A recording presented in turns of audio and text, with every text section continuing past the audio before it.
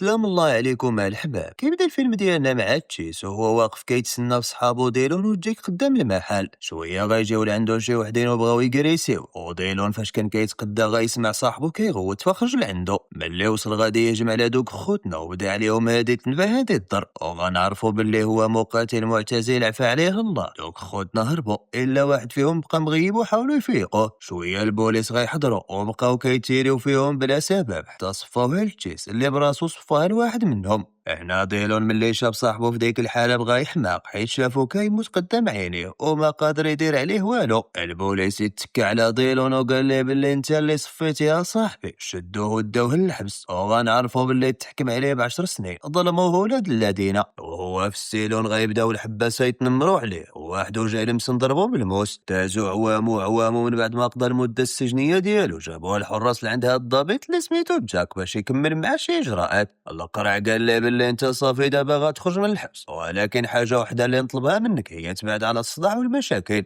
وإلا احتاجيتي اي حاجه غير اجي لعندي لهنا وانا غادي نعاونك فيها حيت دوزتي العقوبه ديالك في الحبس بلا ما دير المشاكل. ديلون خرج من الحبس ولكن ما بغاتش تسرط ليه ديك الليله، ودابا هو خسر كلشي اللي كان عنده. من بعد مشى لعند واحد السيد باش يكري من عنده البيت ويستقر فيه. مولطار قال له دابا انا غنكري لك ب$100، ولكن الا رديت الخبر كتدخل الدريات فراه الباب الحباب. وهو يمشي وخلاه. وملي ديلون كان كيقاد في البيت غيسمع شي حد كيدق عليه في الباب، وفاش حل غيتفاجئ ملي شاف صاحبو جيك جا لعندو. وغنعرفو باللي جيك وديلون كانوا صحاب كتر من الاخوت قبل ما يدخل ديلون الحبس. وبدا جيك كيعتذر منه حيت ما كانش كيزورو في الحبس. ديلون قال ليه هاني يا صاحبي ما كاين حتى مشكل، اللي فات مات، المهم دابا راه بغيتك تعاوني نلقى شي خدمه نهز بها راسي. وهو يرد عليه جيك كاين واحد عمي عنده سوبر ماركت، غدا ان شاء الله غنمشيو لعندو وتما غتعرفوا على راسك باش تخدم معاه. في نفس الليله جيك غادي يدي ديلون لواحد البلاصه كينظموا فيه القتالات غير الشرعيه باش يفوجوا شويه ويزهاو. وغنعرفوا باللي هاد البلاصه كيجيو ليها البعابع ديال المقاتلين من جميع انحاء العالم. وجيك قال لديلون باللي واحد خينا سميتو ايس هو اللي كيتكلف بجميع الفلوس د الرهانات، وإلا مشى شي حد حتى خسر وما بغاش يعطيه الفلوس فراه ما كيرحموش وكيصفيها ليه تما. وهو يسول ديلون اش بان لك حتى انت تشارك في هاد القتالات وتربح اللعاقه. ديلون قال ليه مستحيل ندخل في هاد القتالات عاوتاني حيت هي خطيره بزاف وممكن الواحد يتاذى والله يستر يقدر كاع يموت. وبقى جيك كيحاول يقنع فيه باش يشارك ولكن بلا فايده، وهو يخليه ديلون ومشى فحالو. وفاش كان كيتمشى غير بوحدو غادي يهجم عليه واحد الضابط سميتو دان بلا حتى شي سبب، اما لين الوقت ديما تابعين ولاصقين فيه. الضابط قال ليه راه انا اللي بغيت نخرجك من الحبس، والا ما نفذتيش داك الشيء اللي غنقول لك فراه غادي ترجع ليه. وغنعرفوا باللي هو ضابط فاسد وكاع ما كيعرف الرحمه، وفي نفس الوقت غيكون هو المنافس ديال داك خونا ايس في الحلبات. الغد ديلون غادي يركب مع صاحبو جيك باش يدي للسوبر ماركت عند عمو. وفاش دخل ديلون المحل بقى كيدور وما فهم والو. في ديك الساعه غيقول ليه مول المحل انا راه وافق نخدمك، ولكن اهم حاجه عندي هي الخدمه والمعقول وما تجبدش المشاكل مع الكليان. ومن بعد وراه شي صنادق ديال السلعه باش يستفهم في بلايصهم. ديلون مسكين بدا كيخدم من نيتو كيسمع الهضره حيت كان محتاج للفلوس. ومن موراها غادي يتعرف على واحد تيتيتا سميتها اف، وغتكون هي اخت صاحبو جيك، وجات لنا على ود عمها باش تشوفو وتطمن عليه. الغد لي غنشوفو جيك مشى لعند ختو افا باش تدور معاه، ولكن هي ما غيكونش عاجبها الحال حيت هو من مؤسسي باردين الكتاب وديما كياخد منها الفلوس. والمشكله هي كيمشي كيطران بهم في القتالات الغير الشرعيه اللي منظمها داك خونا ايس. جيك قال لي دبر على خوك، راه ايس كيتسلي 20,000 دولار وما عارفش منين نجيبها ليه. وهي تلوح ليه $100 وقالت ليه هادشي اللي كان كسب سير غيرها. شويه غادي يبانو شي رجال ويخطفوا جيك وداو، وغنعرفوا باللي دوك خياتي تابعين لايس. اختو افا بغات تحماق على خوها حيت خطفوه، وغتمشي لعند عمها السوبر ماركت باش يعاونها ولكن ما لقاتوش تما. ديلون سمعها ومشى عندها قال ليها مالك ياك لاباس، وهي تبدا تعاود ليه كلشي. قالت ليه المجرمين ديال ايس خطفوا خويا وهربوا بيه غيصفيوه ليه. ديلون قال ليها ما تخافيش على خوك، انا غادي ندير ما بجدي باش نعتقو. تحرك لعند ايس، رجالو دخلوه. ايس قال ليه صاحبك راه كان تسالو $20,000 10,000 دولار وما بغاش يردهم ليا، ولكن انت راه في يدك الساروت الا بغيتي تعتق صاحبك. وهو يسولو ديلون شنو خصني ندير، قال ليه ساهله، غادي تشارك في 3 ديال النزالات في الحلبه ديالي، وغادي خصك حبيبي تربحهم ب3 حيت غادي نكون مراهن عليك انت، وإلا ربحتيهم فراه غادي تكون خلصتي الدين اللي على صاحبك. ديلون شاف صاحبه كيتعذب ما لقى ما يدير، قال ليه صافي ندخلوا عليه، ولكن بواحد الشرط، خاصك تعطيني صاحبي نديه معايا. العزوه قال ليه مرحبا، وامر رجالو باش يفكوه. مشاو للدار وعافا بقات كتعالج خوها من الضرابيش اللي فيه، وبقى تجي كيشكر في ديلون على ود هادشي اللي دار معاه، وقال ليه غنبقى ديما مدين لك بحياتي. من بعد يومين مشى ديلون وجيك الحلبة حيت اليوم عنده اول كومبا. بدات الجوله الاولى وخونا اللي كان ضده دخل سخون، وبدا كيخشي لديلون الكروشيات بالجد.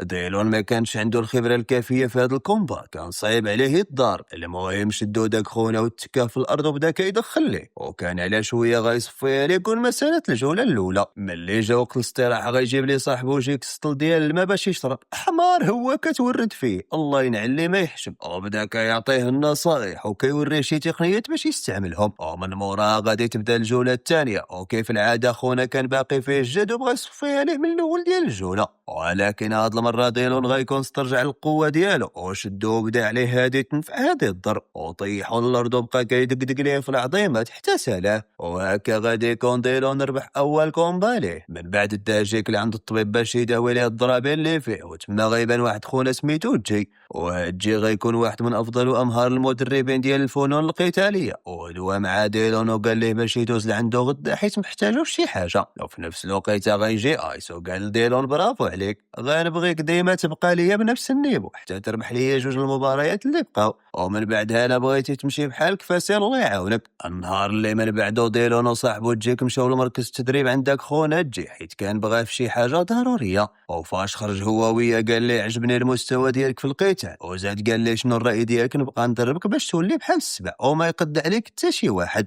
وغتقدر بكل سهوله تربح دوك 2 المقابلات اللي كيتسناو. ولكن هاد الشيء اللي غندير معاك ماشي فابور، غادي ناخذ 10% من الارباح. ديلون حيت كان محتاج لشي حد يدربو بلا تفكير وافق. الغد ليه ديلون فاش كان خدام في السوبر ماركت غيتفاجئ ملي شاف الضابط جاك جا لعندو باش يتقدى، وتما غادي يقول ليه راه انا باقي عند كلمتي، الا مشى حتى قرب لك شي واحد ولا وقعت لك شي حاجه فغير عيط عليا. ديلون كالعاده شكرو بزاف، قال ليه الله يرحم لك بها الوالدين. في واحد الليله غنشوفو ديلون كيتمشى مع افا وباين طاحوا في بعضياتهم، وكنشوفوهم عايشين الحب والغرام. شويه غادي يتسلط عليهم عاوتاني داك الضابط الفاسد هو والحارس ديالو، شدو ديلون وافا وتكاهم على الطوموبيل. الضابط قال ليه نظمت لك واحد القتال خاصك لابد تربح، ولكن ديلون غادي يرفض حيت بقى ليه غير 2 مقابلات ويتهنى من هاد الشيء كامل. الضابط قال له واخا، ولكن تحمل المسؤوليه ديال داك الشيء اللي غادي ندير فيك وتحرك في حالو. الغد لي كما العاده ديلون كان كيتدرب مزيان، وهاد المره قال ليه جي انت راك ما بقيتيش محتاج تدرب حيت صافي وصلت لواحد النيفو ديال المحترفين، وغوجد راسك حيت ايس راه موجد لك الكومبا الثانيه. داك الشيء اللي كان نيت، وغنعرفوا باللي ديلون غيقابل واحد خونا سميتو فيري، وهاد فيري هو واحد من اقوى المقاتلين في المدينه. في الاول فيري كان كيستغل الخبره ديالو كيجمع على ديلون كاع القوه اللي عنده،